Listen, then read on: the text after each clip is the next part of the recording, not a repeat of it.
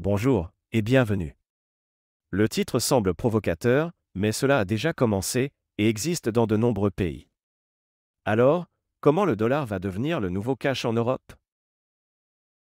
Et si demain, en Europe, le seul moyen de payer sans être fliqué, c'était le dollar? Alors que l'euro numérique avance à grands pas, une contre-réaction s'organise. Certains fuient déjà la surveillance via le billet vert, la crypto et l'or. Mais le dollar pourrait bien redevenir le cash des libres.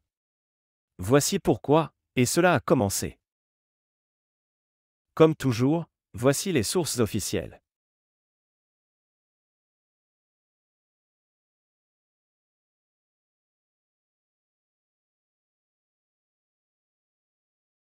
L'euro numérique de la BCE est prévu entre 2026 et 2028, progressivement. Officiellement, c'est un outil de paiement moderne. Officieusement, il offre une traçabilité totale, un contrôle des flux et la possibilité de programmer l'argent. Selon le rapport de la Banque centrale européenne sur la progression de l'euro numérique.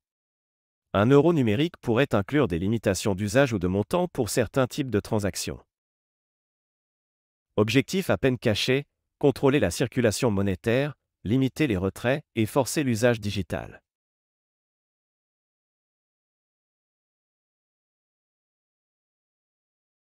En 2008, 70% des paiements en Allemagne se faisaient en espèces. En 2023, c'est moins de 40%. La disparition du cash est en cours. En France, le plafond de paiement en espèces a baissé à 1 000 euros, contre 3 000 euros en 2015. En Espagne, 1 000 euros aussi. Et l'Italie avait tenté de le baisser à 500 euros, puis a fait marche arrière.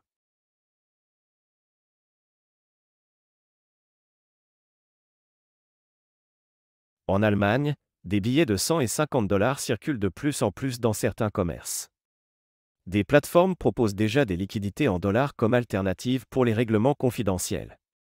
Les particuliers conservent du cash en dollars dans des coffres, au lieu d'euros. Pourquoi? Les dollars sont acceptés dans certains commerces frontaliers, et surtout entre particuliers. Il est facile de se procurer du dollar via des bureaux de change, ou à l'étranger. Le billet vert échappe au contrôle de la BCE, et reste liquide partout dans le monde.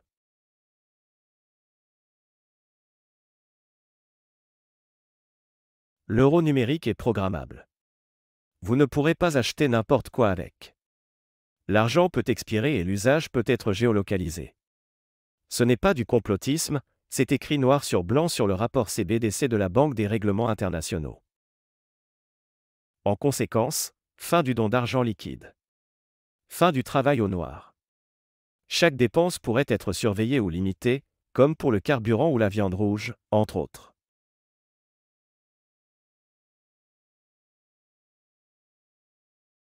Les alternatives? Le Bitcoin, mais à l'instar des États-Unis, l'Europe lui rend la vie impossible. L'or physique? Non liquide au quotidien. Le dollar cash? Oui, car anonyme, accepté mondialement et stable. Selon le Federal Reserve Board, près de 80% des billets de 100 dollars sont détenus hors des USA. Le billet de 100 dollars est devenu un actif de réserve pour les particuliers et les économies instables.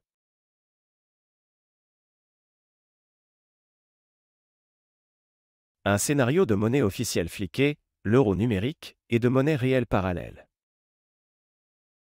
En Argentine, au Liban et au Venezuela, la double circulation est la norme car la monnaie locale est dévaluée. Et une monnaie refuge non officielle, le dollar. L'Europe pourrait suivre ce chemin, non pas par crise économique, quoique, mais par réaction à la surveillance numérique. L'euro numérique est inévitable, mais la confiance ne se décrète pas. Face au contrôle centralisé, des solutions émergent, parfois inattendues. Et si demain, le billet vert remplacer le billet bleu sur les marchés européens? L'euro numérique ne sera pas qu'un moyen de paiement, ce sera un outil de contrôle. Fini l'anonymat, fini le cash libre. Mais une chose est sûre, les citoyens s'organisent déjà. Le billet vert, l'or, le troc, les monnaies alternatives. Tout ce qui permet de reprendre le contrôle de son argent. Parce qu'un peuple qui n'a plus la main sur sa monnaie, c'est un peuple qui n'est plus libre. Et vous? Vous choisirez quoi? La facilité ou la liberté?